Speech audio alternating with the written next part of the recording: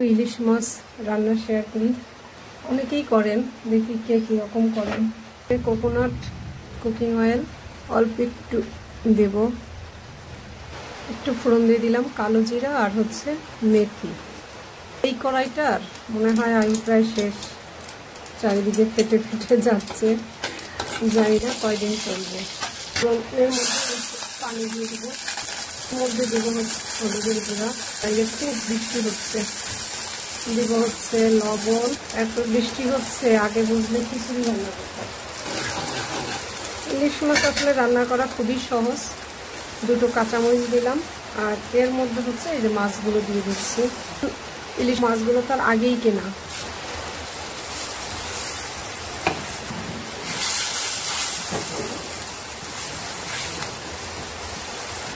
মাছগুলো একটু উল্টে দিই। আচ্ছা, তেলের মধ্যে না দিয়ে আমি পানির মধ্যেই মাছ উল্টে দিচ্ছি।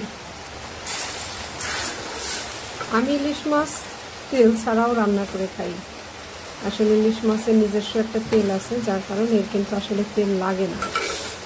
আর ইলিশ মাছে তো প্রচুর ওমেগা 3, এটা একেবারে মেডিসিন ইলিশ মাছ, যার কারণে ইলিশ মাছে অনেক মশলা দিয়ে খাওয়াটা আমি পছন্দও করি না।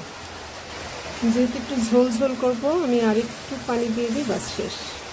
আর হচ্ছে এর মধ্যে দেবো আমি আমার ছাদ বাগানে একটুখানি পুঁই শাক হয়েছে, সেই পুঁই শাক যে ডাঁটাগুলো দিয়ে দিচ্ছি। মেনলি ডাঁটাগুলো সিদ্ধ হইলেই হচ্ছে আমার রান্না শেষ হয়ে যাবে। দেবো একটুখানি শাক, পুঁই পাতা, কমে যাবে, মজে যাবে। শাক দিয়ে মাছ ঢাকা কি যায়?